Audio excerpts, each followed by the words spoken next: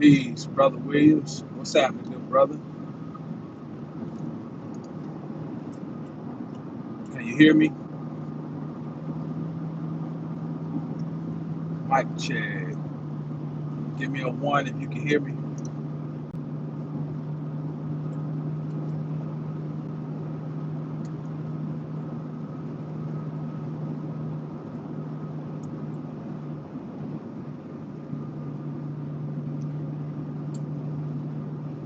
Right on. Bet. All right, appreciate it. Okay, so I'm making a run, so I figure have a quick little chat before I get to my destination. And so I was at the barbershop a couple of weeks ago and asked my barber, I say, so how business going? Said it was good. I said, man, long as people keep growing hair, barber gonna always have some work, you know. And so he's like, man, I ever tell you how I got into this? I was like, no, I don't remember you telling me. So he goes on to tell me how when he got out the Navy, he moved to Atlanta, didn't have a job, um, and how a homeboy of his was out there and he was a barber. And one of the few places that he knew how to get to was the barbershop. So he would go up there and just sit, you know, um, and hang out. Now, at this time, he's working for a moving company, and he hating every minute of it, working out in the elements, and but he just doing it, just gigging so he can get some money. And he say one day he's sitting in the barbershop, and this barber is cutting this little boy's hair, and he said the cut is just terrible. But still, when he's done, the little boy's daddy gets up and pays him, and the dude, what's up, Dap? Uh, the dude gets up, the father pays the barber, and the barber goes in his pocket and uh, pulls out a wad of cash to hand the daddy his change back. And so my barber said he's sitting there looking at this like, damn. And so his mind starts running. And he starts to ask his homeboy and the barber's questions like, how do you become a barber? Now, mind you, like most uh, young black men, he had been cutting hair since he was in high school, cutting his own hair and, maybe cutting somebody's hair on the side, But he had never thought about being a barber as a profession. Okay. So um, when he see this wad of cash, now his mind is thinking.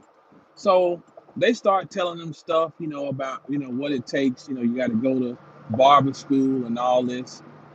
He leaves and goes home and he starts doing research. Now, mind you, this ain't the internet era where the internet is, this ain't the Google era. This is, you got to pick up a magazine, look in the newspaper, go to the library.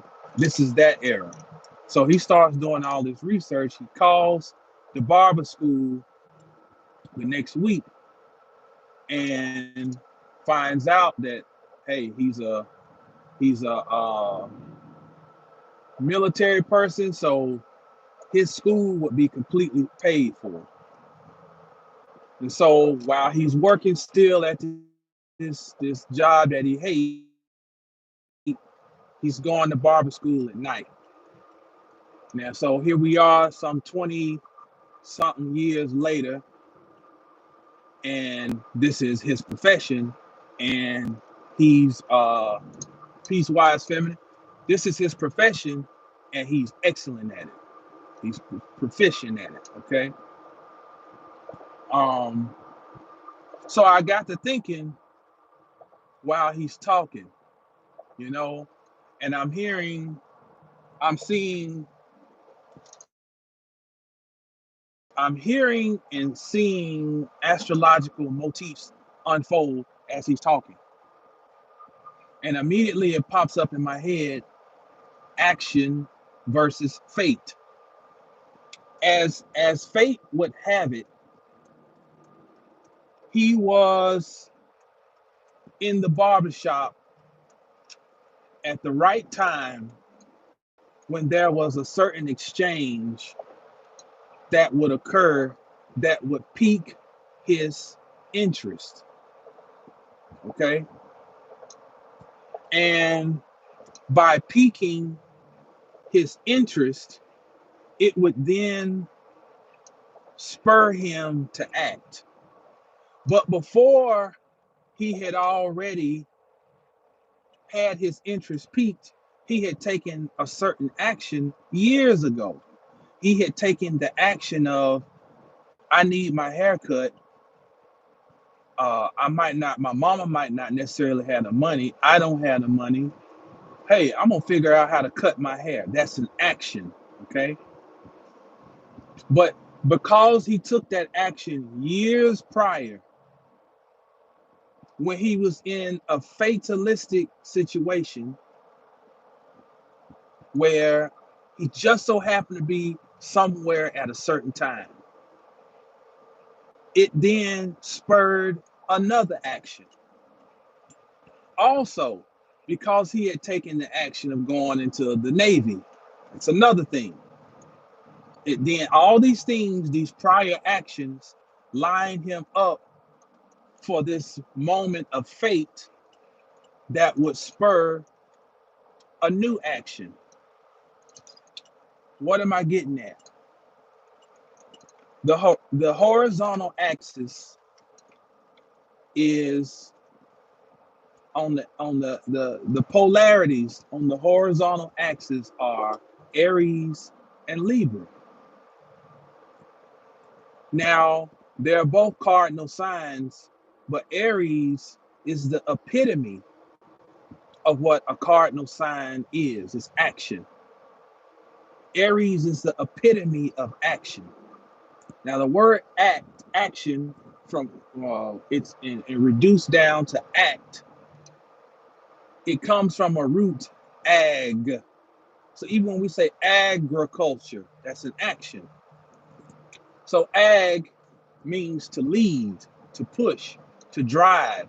That is a quintessential Martian Aryan word, action. Libra, its reflection or opposite on the other end of the horizontal axis, is associated with fate. Now, the word fate uh, coincides with the saying, it has been spoken. It has been spoken. That's a phrase that is associated with fate and with the western side of the zodiacal wheel, which is where Libra is. Okay? Fate, it has been spoken. What one thing that Libra and Aries have in common is that we're talking about arrangement. Arrangement, where we get the word ritual from, where we get the word read from. They both come from the same root, which means arrangement. So the arrangement on the Eastern Aryan Martian side is I act to arrange. The activity on the Western Libran side of the wheel is It has been arranged. The universe has arranged it. Okay? That's why we call it fate. What his story to me reminded me of is that the natural, or no, not the natural, but the necessity of finding balance. You know, um, there's a lady used to lecture named Sister Myra, and she did lessons on astrology. And she had one lecture where she talked about how the 12 signs are really six. And they are, because it's six axes is what we're looking at. And we're looking at six sets of reflections. And the irony is that the reflection can seem to be the complete opposite of its counter reflection. Or I misspoke. The image can seem to be the complete opposite of its reflection. Each image. That's a better way to say it. So, um, yo, what's up, Straight? Is that Straight Panther? Thank you, Straight Panther. What's happening? Um, so when we apply that logic to Aries and Libra, we see the reason I try to put one word is to give it an overall feel that helps to show that although they appear to be complete opposites, they share commonality. And it's something to really think about in life. Many of us get into or got into studying metaphysics, occult sciences, um, which is basically the same thing, i.e., astrology, because that's a metaphysical occult science, because we want some semblance of control over our lives and our soul journeys. Okay? We want to take an action, and we want to not so much rebel, but we want to act in a manner that is the antithesis of what we have been presented with, which is uh, put it in the Lord's hands, wait on the Lord. From some of our parents, grandparents, great, our ancestors, recent ancestors. We're basically trying to get into these things looking for remedy, because we feel as though what they did, although they were noble, it fell short of of um, of what's the word I'm looking for? It fell short of securing the power that is really ours. When we look at this balancing act, though, between action and fate, and we allow ourselves to be wise and mature, then we see where we stand in the middle as the fulcrum point to draw from both. Fate is Libra, action is Aries. And we see, if we're honest with ourselves, we've learned that in our journey, no matter how much we know, how much we've learned, the different shortcuts we've come across, there is still always an aspect of unknown happenings, unforeseen things, unexpected things. Now, these sciences allow us to better see and determine the seasons that we're in. But nothing can for sure tell you exactly what's going to happen from day to day. And if you're honest with yourself, you'll admit that you can determine the season. You can see the season just like a weathercaster can predict weather, predict rain or snow. But sometimes it looks as though a front is coming in and the shit dissipates. That's fate. That's fate. And what his story just reminded me of is all these motifs start coming up in my head about the balancing act between action and fate, and the necessity of not beating yourself up trying to make things happen, because that's my nature. My nature is my chart is most of the planetary activity. It's not a huge lopsided difference, but I got like 6 planets on the east, 4 on the west. So I'm more skewed towards, if it's going to happen, I'm going to make it happen. Okay.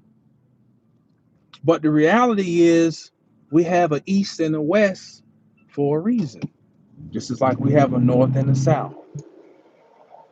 It can't be all I make it happen. There is a sharing and there's a push pull, where if I take action when the season is right for action, then I will align myself with what fate would have in store for me. If I don't take action, then fate serves as a puppeteer. It grabs me. If I am too action oriented, fate will grab me again. So the challenge for all of us is figuring out how to dance cosmically, how to use our same intuitive knowledge of rhythm that we have. Like if some music comes on, we don't have to think about how to dance to it, how to bob our heads to it, how to flow with it. It's innate. We're being challenged to apply the same concept of rhythm to the ebb and flow of our lives, and that's not always easy. But when we're quiet and still, and we're observant, and we're reflective, and we're open, and we allow ourselves to mature and gain wisdom, that the sight that we're looking for, it starts to unfold. It starts to unfold.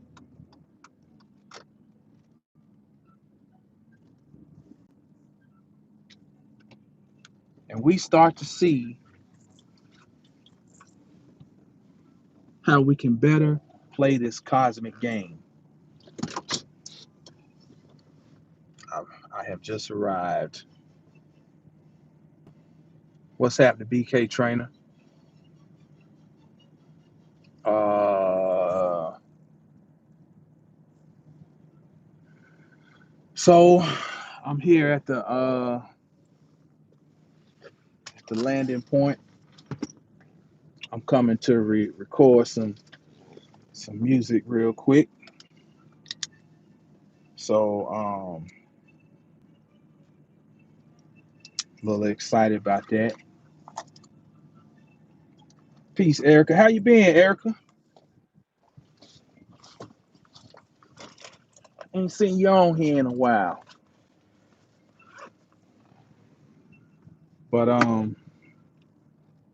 But yeah, I appreciate y'all tuning in. And I gotta learn how to be a better YouTuber. I'm supposed to say in the early part of the video, I'm supposed to say announce you know, the things I have to share, like, oh man, Karaka in the house. What's up, Godly Vibes? Erica said you've been down my way. Okay, been in a Lone Star. That's what's up. Um, yeah. What was I just saying? I just lost my damn train of thought that quick. Um, shit. Oh yeah, yeah. If you you can go to um.